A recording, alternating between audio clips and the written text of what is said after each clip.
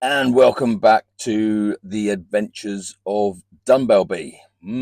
Right, so where we're at. So most of the things I've done in here are finished. I've got the interiors in, sinks working, heaters working, electrics are all in.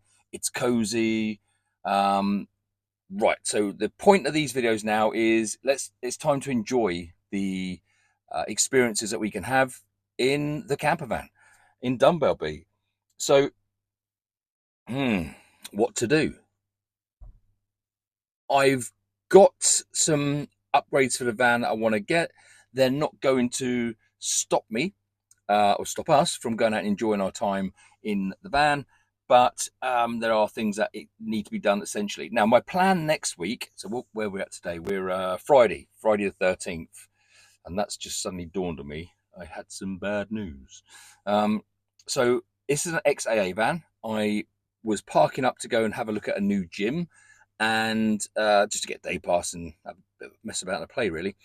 And I wanted to ask about the charging points back and front that come with the AA van. Learned some bits there. Need to get a switch. There's a solenoid you need to turn on and off to be able to turn the power on and off to the points. And then there's an Anderson connector. So maybe you could drop a comment in if you know. So you can get Anderson connectors anywhere. I could just change it Anderson connectors, but what I'd really like to get is the AA Anderson connector. And I believe, and I'm most likely wrong, but I believe that that is unique to the AA van because I can't seem to get one anywhere else. And I've bought another yellow, what I thought was the right connector, and it's massive, and it's the wrong one. I've got a bunch of grey ones. I could just use those. They're quite big. But if I could just get the right one from an AA man, then I could just put it onto my jump leads, and I've got a nice way of being able to be jump started should I need to, or jump start someone else, as well as having the battery pack. Um, so while I was talking to him, I just said to him, like, there's no paperwork comes with an XAA van. Um, what are the likelihood of it, well maintained and serviced? They're maybe not as well maintained as you would think. And we are very unsure about whether this would have had a wet belt change. Ooh, expensive. So uh, the other week, as I was coming back from Wales, I was about 110 miles from home, and I went to touch the brakes on the M5, and the pedal was just rock hard at the top of its travel. And to say a little lump came out in my pants was an understatement. So that turned out to be the vacuum pump, and God bless them down at Full Circle Motors in Ivybridge. I took it down there Monday. They said bring it back Tuesday, and they had it fixed Tuesday afternoon. So, you do need a good garage to go to. Full Circle Motors in Ivybridge. They won't let your vehicle leave there unless it's 100%. So we've been going there for the last 8 years, and they are very, very good. Um, anyway, so talking to this AA man, he says that signs of the wet belt breaking apart is anything that's oil fed, whether it be turbo or vacuum pump. I'm not a mechanic, by the way. He also mentioned water pump, but I can't see the water pump being oil fed. Maybe it is, maybe it isn't. I don't know. But any of those that fail is a sign because fragments are clogging them up off the rubber, off the wet belt. So I've decided not to be traveling too far. And I've booked it in next week to have the wet belt changed at a staggering £1,200. So that would take my mechanical spend on this to £2,900. However, I would rather that than a new Recon engine at about £6,000. So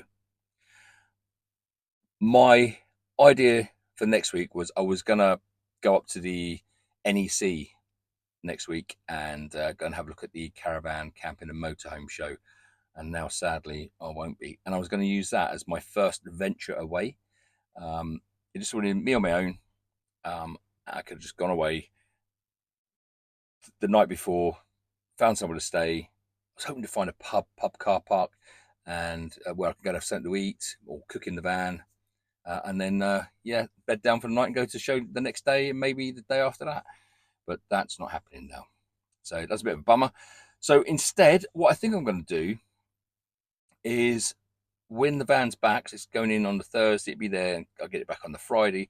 Is I think I'm going to go and maybe do a little local stay. There's a load of places we can go. There's a few beaches we can go, depending on the weather, or we could just go right up on the moors and find a nice place there where the horses are roaming around. Take some carrots, take the dogs, take them for a walk. Yeah, just enjoy. So that's something we might do. But it's time to spend a night away.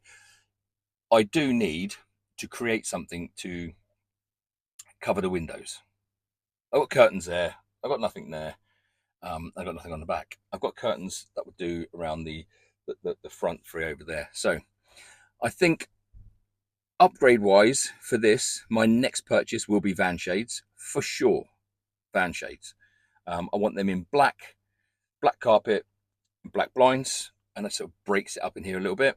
And then purchase after that will be roof cage, tent box, and solar panel. Essentials. I need those. Then cosmetics, it'll be wrapping the van and getting all the graphics done. And for future proofing the van, it will be Raptor spraying up under the arches and underneath the van. This van is clean as a whistle underneath.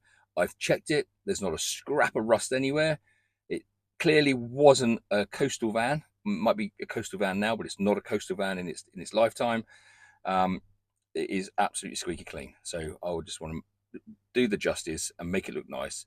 And I want all that kind of ready by June, because we're going to go to the Van Love Festival in Thruxton. So hopefully see a bunch of you there. And if you do see us, come say hello. And I'd love some hints and tips and, tricks of, what to do, how to enjoy it more. Yeah. Any secret upgrades that I could maybe fit in here? I think I've pretty much got what I need. Could buy a fridge, but I'm happy without one for a minute. So I've got a cool box. But yeah, I know I need to put a piece of board down there, but they're just like little jobs I can do as I go. I guess you never really finish building a van. So let's move on. Let's get the van 100% mechanical. It does run. It's driving fine. It's not broken down. It's just the AA man put the willies up me a little bit when he said, when these things start going, it's a sign the wet belt could be going. And I don't want a wet belt going. So until then, let me know where you think great places are to stay. Let us know. We're down in Cornwall, Devon and Cornwall. Tell me about some pubs that will allow you to stay in the car park or anywhere like that. We'd really appreciate it, because it's time to go away and enjoy. So I look forward to some comments, and don't forget, please, please, please, my subscribers are growing slowly, really slowly. Like the video if you like what I've been doing. Share, as if you could just spare me that and just share what I'm doing as well. I'd really appreciate it. I'm over on Instagram under the Adventures of Dumbbellbee, or it's Dumblebee's Adventures, and Facebook, the Adventures of Dumbbellbee. Pretty easy. Find me here. And on TikTok, I've just started doing that now. The Adventures of Dumbbellbee. So look out for us. Get some graphics on the van soon, so you'll be able to identify us a bit better. Until then, stay tuned. Let's see where we go from here.